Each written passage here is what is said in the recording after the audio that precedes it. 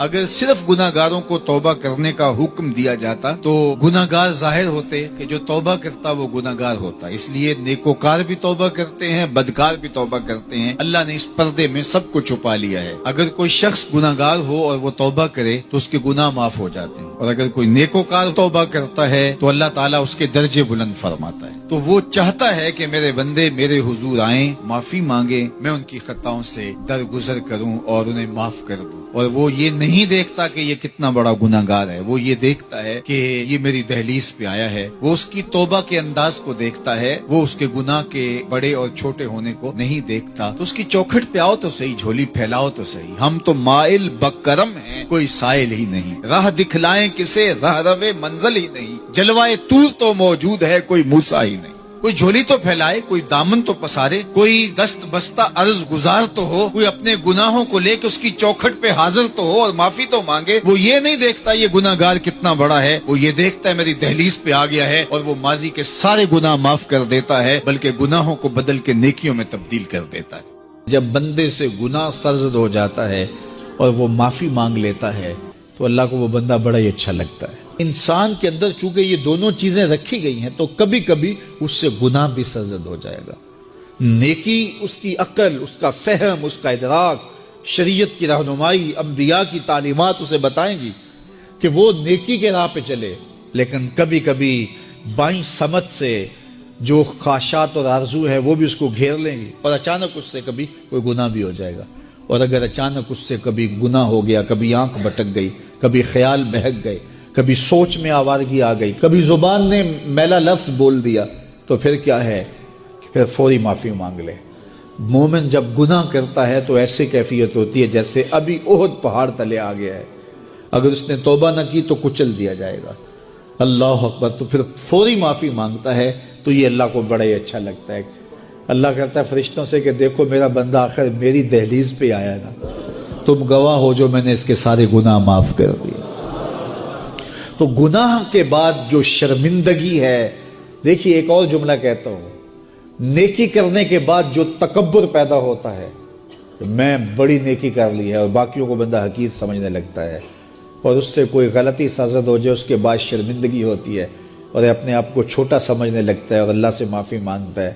تو اس نیکی کرنے کے بعد وہ جو آپ کے اندر تکبر اور رعونت اور عجب پیدا ہوا، اس سے کہیں بہتر ہے کہ آپ سے اگر کوئی خطا سرزد ہوئی تھی تو اس سے آپ کے اندر عجز اور توبہ کا جذبہ پیدا ہوا. اور اللہ کو یہ بڑا پسند ہے کہ کوئی بندہ، چونکہ ممکن ہی نہیں ہے کہ جب انسان ہے اس کے اندر یہ خواہشات رکھی ہیں تو کبھی اس سے، یہ انبیاء کی ذوات ہیں جو پاک ہیں، باقی کبھی کچھ خطا سرزد ہو جائے گی، اس سے معذرت کر لے. آپ نے نام سنا ہوگا ایاس کا.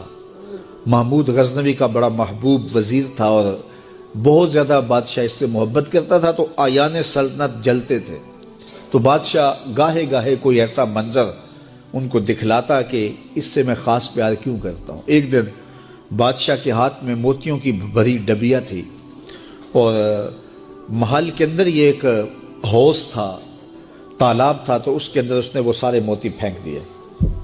شفاف پانی اور نیچے فرش پہ پڑے ہوئے موتی نظر آ رہے ہیں. تو اس نے ایک ایک وزیر کو کہا کہ یہ موتی نکال کے لاؤ اور سنو اپنا لباس اور اپنا بدن نہیں بھیگنے دینا. تو سب نے کہا یہ کیسے ہوگا کہ موتی بھی تہ سے نکال کے لائیں اور بدن بھی اور کپڑے بھی نہ بھیگیں. تو دوسرے کو کہا، اس نے کہا حضرت یہ کیسے ہوگا، یہ شرط ہٹائیں تو پھر میں نکال کے لاؤں. جب بات آئی ایاز کی تو ایاز نے فوراً چھلانگ لگا دی، موتی پکڑے، ڈھونڈے، ہتھیلی میں لیے اور کانپتے ہوئے بدن کے ساتھ بادشاہ کے سامنے پیش ہوا. حضور یہ لے لیجئے. بادشاہ غصے میں تھا کہ میں نے کہا تھا لباس اور کپڑے بھیگنے نہیں چاہیے، تیرے بدن سے پانی نچڑ رہا ہے، تیرے لباس سے پانی نچڑ رہا ہے، یہ کیا؟ تو ایاز نے ہاتھ باندھ کے کہا بادشاہ سلامت، آپ کے دو حکم تھے. ایک حکم یہ تھا کہ موتی نکال کے لانے ہیں، دوسرا حکم یہ تھا کہ کپڑے اور بدن بھیگنا نہیں چاہیے. ایک کام میں نے کر دیا ہے، دوسری غلطی ہو گئی ہے، معافی چاہتا ہوں. تو کہا وزیرو یہ ہے خوبی اس کی. تم نے کہا ہم کیسے نکال کے لائیں، اس تالاب میں اتریں گے تو بدن تو بھیگے گا ہی بھیگے گا. تو کہا جب شہوات دی گئی ہیں، خواہشات رکھی گئی ہیں، آرزویں دیوانی ہیں، اور پھر اس کائنات کے اندر رہ کر کے حضرت انسان کبھی تو اس سیلاب کی غلاظت سے اپنے آپ کو بھر ہی دے گا، تو پھر کمال کیا ہے کہ نیکی کے پھول پیش کر دے، سجدے کے موتی پیش کر دے، رکوع اور قیام کے موتی پیش کر دے، ہمدردی انسانیت کے ساتھ پیار کے موتی پیش کر دے، سارے موتی پیش کرے، پھر مالک کا جلال کہ تیرے کپڑے کیوں بھیگے، یہ گناہ کیوں کیا، یہ گناہ کیوں کیا، ہاتھ جوڑ کے کہے مالک اس کی معافی مانگ، تو اللہ تعالیٰ پچھلے گناہ نہ صرف معاف کرتا ہے بلکہ ان گناہوں کو نیکیوں میں تبدیل کرتا ہے۔ یہ آیت کریمہ اپنے دامن میں اتنی روشنی اور اتنی جامعیت کے ساتھ دین کا خلاصہ ہمارے سامنے رکھتی ہے کہ ہماری روحیں وجد کرنے لگ جاتی ہیں۔ تو ارشاد فرمایا بے شک اللہ حکم دیتا ہے عدل کا، احسان کا اور قرابت داروں کے ساتھ حسن سلوک کا، اور منع کرتا ہے بے حیائی سے، منکرات سے اور سرکشی اور تمرد سے، اور یہ اس لیے فرما رہا ہے کہ تم نصیحت پکڑو تاکہ تمہارے سینے ہدایت کے نور سے روشن ہوں اور منور ہوں۔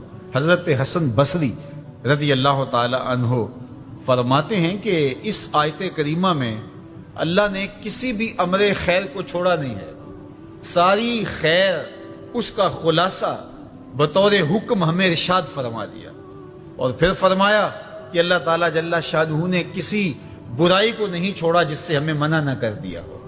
ابن عاشور نے لکھا ہے کہ جتنے بھی مفاسد ہیں، جتنے بھی گناہ ہیں، ان گناہ کی جڑ یہ تین چیزیں ہیں: بے حیائی، منکر اور بغی، اور ان تین چیزوں سے منع کر کے گویا سارا راستہ بند کر دیا گیا گناہ کا اور برائی کا، اور تین چیزوں کا حکم دے کر کے خیر کے سارے راستے کھول دیے گئے۔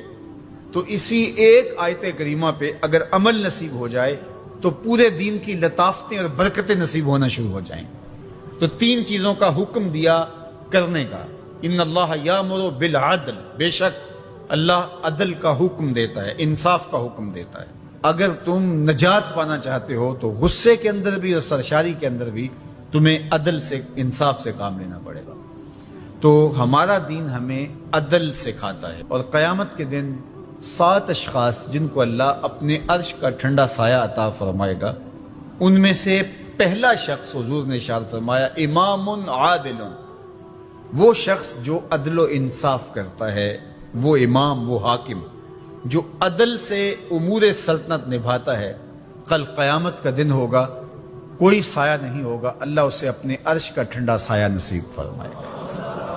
روایت میں آتا ہے کہ قیامت کے دن جو بادشاہ ہوں گے، حکمران ہوں گے، ان کے ہاتھوں میں ہاتھ کڑیاں ہوں گی، اور ان کو یوں میدان حشر میں لایا جائے گا، اگر انہوں نے عدل کیا ہوگا تو وہ ہاتھ کڑیاں ٹوٹ جائیں گی اور انہیں جنت بھیج دیا جائے گا، اور اگر انہوں نے عدل و انصاف نہیں کیا ہوگا تو ان ہتھکڑیوں کے ساتھ ان کو جہنم میں دھکیل دیا جائے گا۔ ہمیں عدل کرنے کی تلقین کی گئی، ملکوں کے اندر طمانینت، سکون اور قرار عدل کے ذریعے سے آتا ہے۔ ایک عربی کا مقولہ ہے الملک یدوم بالکفر ولا یدوم بالظلم، ملک کفر کے ساتھ تو قائم رہ سکتے ہیں لیکن ظلم کے ساتھ قائم نہیں رہ سکتے۔ علماء نے عدل کے حوالے سے یہ بات بھی لکھی ہے کہ اس کا مطلب اللہ نے ہمارے اوپر جو بھی فریضہ عائد کیا ہے اس کو پورا کرنا یہ عدل کہلاتا ہے، لوگوں کی امانات کو ادا کرنا یہ عدل کہلاتا ہے، ظلم کو ترک کرنا اور انصاف کا بول بالا یہ عدل کہلاتا ہے۔ اس عدل سے مراد صاحب حق کو حق دینا ہے، جس کا جو حق ہے اس کو دینا یہ عدل کہلاتا ہے۔ اللہ جو ہمیں عدل کا حکم دیتا ہے اس کا مطلب ہے ہمارے ذمے جس کا حق ہے، ہمارے باپ کا ہے، ہماری اولاد کا ہے، ہماری ازواج کا ہے، ہمارے اہل خانہ کا ہے، ہمارے ہمسایوں کا ہے، دوستوں کا ہے، جس کا بھی حق ہمارے ذمے ہے، بلکہ فرمایا کہ تیرے نفس کا تیرے اوپر حق ہے۔ حدیث طویل ہے کہ حضور علیہ الصلوۃ والسلام نے فرمایا ان لربک علیک حقا، تیرے رب کا تیرے اوپر حق ہے، ولنفسک علیک حقا، اور تیرے نفس کا تیرے اوپر حق ہے، ولأہلک علیک حقا، اور تیرے اہل کا تیرے اوپر حق ہے، اور ایک حدیث کے لفظ ہیں ولزوجک علیک حقا، اور تیری بیوی کا تیرے اوپر حق ہے. فاتح کل ذی حق حقا، ہر صاحب حق کو تو نے حق ادا کرنا ہوگا. تو جس کا ہمارے ذمے حق ہے، جب ہم وہ ادا کرنے لگ جائیں گے تو یہ عدل قائم ہوگا، اور عدل قائم ہوگا تو معاشرہ پرسکون ہو جائے گا. اللہ فرماتا وہ وقت کب آئے گا جب قرآن تمہاری زندگی میں اتر آئے گا؟ وہ وقت کب آئے گا جب اللہ کا ذکر تمہاری زندگی میں اتر آئے گا؟ زندگی تو جا رہی ہے، جوانی آئی، بڑھاپا آیا، لیل و نہار نے وقت بدلے، چرخ نے اپنے تیور تبدیل کیے، حکومتیں تبدیل ہوئی، زمانے تبدیل ہوئے، تو جہاں کھڑا تھا وہیں کھڑا رہا. 40 سال عمر عزیزت گزشت، مزاج تو از حال طفلی نہ گشت. سادی کہتے ہیں 40 سال عمر گئے لیکن تیرا بچپنا نہیں گیا. اور رومی کہتے ہیں داڑھی تیرے بعد آئی اور سفید ہو گئی اور تو کالے کا کالا ہی رہا. تیرے اندر نور نہیں آیا، تیرے اندر روشنی نہیں آئی، یہ تیرے بعد آئی اور پھر سفید بھی ہو گئی لیکن تو ابھی تک کالے کا کالا ہے. رب کہتا ہے وہ وقت کب آئے گا تمہارے سینے میں قرآن اترے؟ وہ وقت کب آئے گا ذکر سے تمہارے دل میں ارتعاش پیدا ہو، جب تم رب کا نام لو تمہاری آنکھیں آنسوں کا خراج دینے لگے؟ وہ وقت کب آئے گا جو ہی قرآن کھلے چھم چھم تمہاری آنکھیں برسنے لگے؟ الم یعن للذین آمنوا، وہ وقت کب آئے گا اہل ایمان کے لیے؟ ان تخشع قلوبہم لذکر اللہ وما نزل من الحق. اللہ اکبر. اللہ ہمیں وہ آج دن نصیب کر دے کہ قرآن سے یوں جڑ جائیں کہ قرآن کو پڑھیں، قرآن کے حرفوں سے نور پھوٹتا ہوا، درد پھوٹتا ہوا ہماری روحوں میں اترنے لگے، ہمارے قلوب میں اترنے لگے اور ہماری آنکھیں آنسوں کا خراج دینے لگے. اب میں اور آپ دیکھیں ہماری زندگی قرآن کے ساتھ، اللہ کے ذکر کے ساتھ، اس کی یاد کے ساتھ کہاں تک جڑی ہوئی ہے. ہماری زندگی میں کہے کتنے ہیں، تفکرات کتنے ہیں، ہماری زندگی میں ٹھٹھے اور مذاق کتنے ہیں، اور عبرت حاصل کرنے کے مواقع ہماری زندگی کے اندر کتنے ہیں. پھر ارشاد فرمایا اعلموا، جان لو، انما الحیات الدنیا لعب و لہو و زینت و تفاخر بینکم. یہ دنیا ہے کیا جس کے پیچھے تم نے سب کچھ برباد کر دیا؟ سب سے قیمتی اثاثہ تو دل تھا، اس دل کو بھی دنیا کے لیے وار دیا. یہ دل تو رب نے اپنے لیے بنایا تھا. اے دل حجرہ رب سچے دا، یہ اس سچے رب کا حجرہ تھا. قلوب المومن عرش اللہ، مومن کا دل تو اللہ کا عرش تھا، لیکن اس عرش پہ بھی غیروں کو بٹھا لیا تو نے. جو تخت اس کا تھا، جس تخت پہ اس کی تجلیات کا نزول جلال ہونا تھا، اس دل پہ درہم و دینار اور ڈالر اور پاؤنڈ اس دل کے اوپر بٹھا لیے، یہ دل کے اوپر بٹھا لیے. یہ دل تو حجرہ رب سچے کا تھا، تو نے اس دل کو بھی اجاڑ دیا. تو یہ دنیا جس کے لیے تو نے سب کچھ کیا ہے کیا؟ اعلموا، جانو، انما الحیات الدنیا لعب و لہو و زینت و تفاخر بینکم. یہ دنیا کھیل کود ہے، آرائش ہے، اور ایک دوسرے کے اوپر تفاخر کرنا ہے. وتکاثر فی الاموال والاولاد، فخر جتلانا ہے، میرے بیٹے اتنے ہیں، ماشاءاللہ بڑے بڑے افسر لگے ہوئے ہیں، میرے پاس دولت اتنی ہے، میرے اتنے بنگلے ہیں، اتنا بینک بیلنس ہے، اتنے مربے، اتنی جائیدادیں. انسان ساری زندگی یہی کرتا رہتا ہے. وما الحیات الدنیا الا متاع الغرور. اور جو دنیا کا ساز و سامان ہے سوائے دھوکے کے سامان کے اور کچھ نہیں ہے. دنیا کے لیے تو دوڑ لگاتے ہو، باہمی رقابت بھی ہوتی ہے، ایک دوسرے سے آگے بڑھنے کی کوشش بھی ہوتی ہے. اللہ فرماتا ہے آؤ مسابقت کرو، آگے بڑھنے کی کوشش کرو. الا مغفرتن، مغفرت کی طرف، میں ربکم، جو تمہارے رب کی طرف ہے. وجنتن ارضھا کعرض السماء والارض، اس جنت کی طرف آگے بڑھنے کی کوشش کرو جس کی چوڑائی زمین و آسمانوں کے برابر ہے. زمین و آسمانوں کو پھیلا دیا جائے تو یہ جنت کی چوڑائی بنتی ہے، جس کی چوڑائی اتنی ہے اس کی لمبائی کتنی ہوگی. تو فرمایا اس دنیا کے لیے تو بھاگتے ہو جو ختم ہو جانے والی ہے، آؤ بھاگو اس جنت کی طرف جس کی چوڑائی زمین و آسمان کے برابر ہے. اعدت للذین آمنوا باللہ ورسولہ، یہ اہل ایمان کے لیے تیار کی جا چکی. وہ موتیوں کا محل، وہ یاقوت کا محل، وہ زبرجد کا محل، وہ خالص مشک کا محل جو تمہارے لیے بنایا ہوا ہے، تم نے جانا ہے.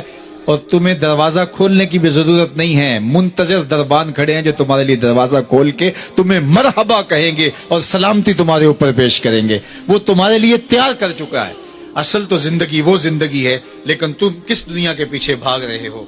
اس کائنات کی ابتدا سے لے کر آدم علیہ السلام کی تخلیق سے لے کر قیامت کے برپا ہونے تک دجال سے برا شخص کوئی پیدا ہی نہیں ہوا. یہ سب سے بدترین شخص ہوگا جو روئے زمین کے اوپر پیدا ہونے والا ہے. اور وہ خوش نصیب لوگ ہوں گے جو دجال کو قتل کریں گے. اور پھر اس کا وقت بتایا گیا، اس کی شکل بتائی گئی، اس کا قد بتایا گیا، اس کی صورت بتائی گئی کہ مومن دھوکہ نہ کھائے.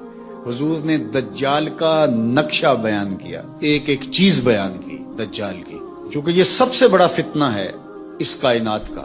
اس امت کا سب سے بڑا فتنہ تو یہ ہے جب سے آدم علیہ السلام تخلیق کیے گئے ہیں اس وقت سے لے کر کے آخری انسان تک سب سے بدترین، سب سے غلیظ، سب سے گندا، سب سے مکروہ اور سب سے برا وجود دجال کا ہے. اس لیے دجال کے فتنے سے ہر پیغمبر نے اللہ کی پناہ طلب کی ہے کہ اللہ مجھے اس کے فتنے سے بچانا. اللہ اکبر. کیونکہ بڑے بڑے لوگ اس کا شکار ہو جائیں گے.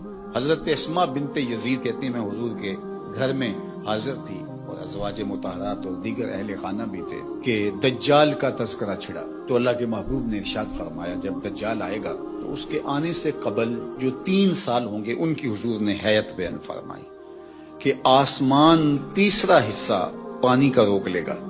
یعنی جتنی بارشیں برستی ہیں 2 حصے برسیں گی، 1 حصہ نہیں برسے گا، کم ہوگی بارش اس سال. اور زمین کی فصل بھی جتنی اگتی ہے اس کا تیسرا حصہ نہیں اگے گی، 2 حصے اگے گی. پھر اس کے بعد دوسرا سال آئے گا تو 2 حصے آسمان پانی روک لے گا اور زمین 2 حصے فصل روک لے گی. پھر تیسرا سال آئے گا تو 1 قطرہ بھی نہیں برسے گا اور زمین سے 1 دانہ بھی نہیں اگے گا، حتیٰ کہ کھروں والے جانور اور چرنے والے جانور اور کوہانوں والے جانور سارے کے سارے مر جائیں گے. یعنی اونٹ، بکریاں، گھوڑے سارے مر جائیں گے بھوک کی وجہ سے، قحط سالی کی وجہ سے.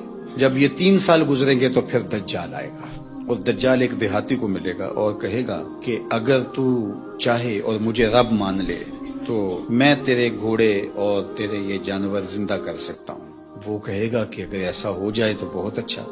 تو وہ اشارہ کرے گا تو اس کی بکریاں، اس کی گائیں زندہ ہو کے اس کے ساتھ آ جائیں گی. شیطان اس شکل میں جو ہے وہ نمودار ہوگا تو اسے لگے گا کہ سب کچھ زندہ ہو گیا اور وہ اس پہ ایمان لے آئے گا. اس کے بعد پھر دوسرے دیہاتی کو ملے گا اور اس کو بھی یہی کہے گا تو شیطان پھر اس کی بھیڑ بکریوں، اس کی گائے، اس کے اونٹ، ان کی شکل کے اندر ظہور پذیر ہو جائے گا تو پھر اس کے پیچھے وہ بھی چل پڑے گا.